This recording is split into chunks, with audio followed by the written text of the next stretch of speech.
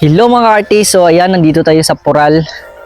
So ngayon kasama natin si GR Baltasar. So, kami yung mag-paint dito sa wall ng Welcome to Paradise.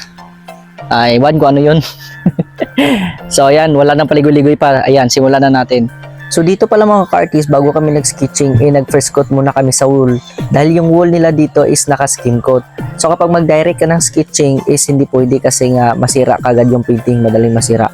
So kailangan mag-first coat ka muna sa wall para kakapit talaga yung pintura, lalaban sa init at ulan. So yung ginagamit pala namin dito na pintura mga ka-artist is latex lang.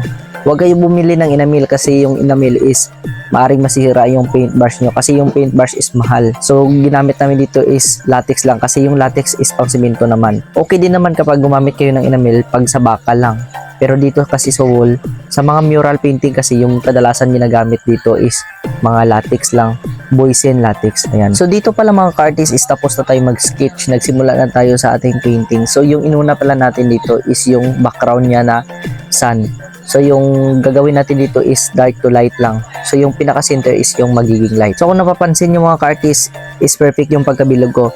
Yung ginamit namin dyan para ma-perfect yung pagkabilog is tali lang. Yung tali ilagay namin sa center at saka isa yung magpaikot doon ng may lapis at saka yung isa naman maghawak doon sa center niya.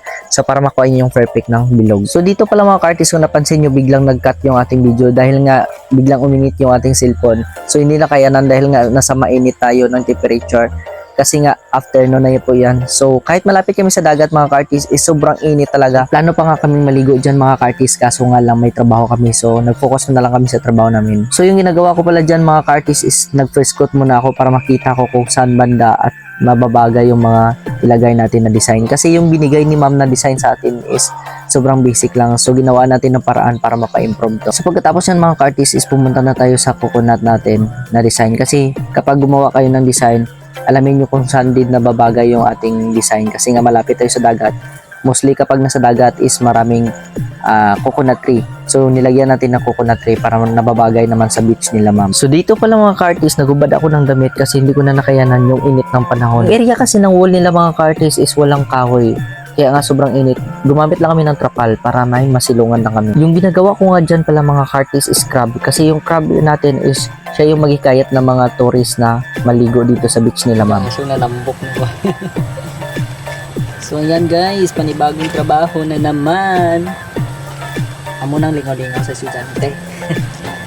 So pagkatapos ko nga ng paint ng crabs yan mga ka-artist is nag-start na si GR ng paint ng kahoy. Kasi yung kahoy na yan mga ka-artist is dyan ilagay yung lettering na Welcome to Paradise Resort. Almost nasa 30% na kami dito mga ka-artist. So yung natapos namin is yung welcome. So meron pa dyang lettering sa ibaba na yung pangalan ng resort nila ma'am. So simulan na natin yung lettering. Dito pala mga ka-artist is si GR na yung gumawa ng lettering kasi mas dito siya sanay sa lettering. So ako naman yung ginagawa ko dyan is tinitingnan ko yung design namin kung dadagdag pa kami ng concept kasi kapag sobra na is hindi din mababagay sa design. Almost 50% na kami dito mga ka-artist. Ako naman yung gumagawa ng coconut tree, siya naman sa lettering. So dito mga ka-artist is ginagawaan ko ng bunga yung coconut tree.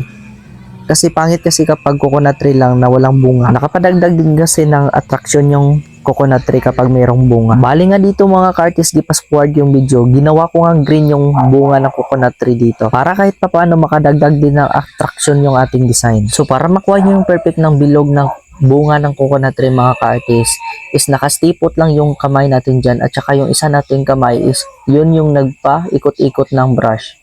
Parang ikaw, pinaikot-ikot ka lang pala. Bali nga dito mga ka-artist is nakapokus lang yung kasama ko sa lettering. Ako naman nakapokus naman dito sa kanya. Ay, dito mga ka-artist, gumagawa pala ako ng surfing board. So gumawa pala ako ng surfing board dyan mga ka-artist para mabagay din sa kabila. Kasi para magpantay yung ating design. Kasi tingnan din natin yung design natin mga ka-artist kung pantay ba doon sa kabila at saka dito sa kabila yung ating design. Yung design dito mga ka-artist is hindi namin ginaya sa internet. Kundi kami mismo yung gumawa ng concept na to mga ka-artist.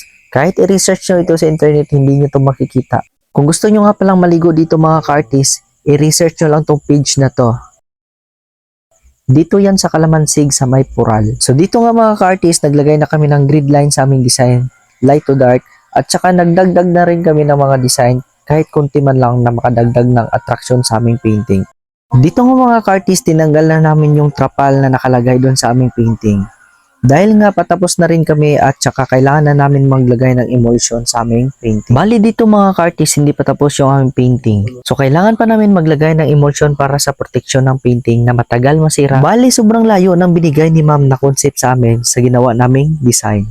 Ito pala yung binigay ni ma'am na concept sa amin, kami na lang yung gumawa ng design. Finally mga ka-artist, tapos na po tayo sa ating mural painting. Yung nakasulat pala sa ating mural painting is Welcome to Paradise Heaven Beach Resort. Dito yan sa Pural. Madaanan nyo lang yan, makita nyo yan dito sa Pural. Yan lang, bye! Thank you sa panonood!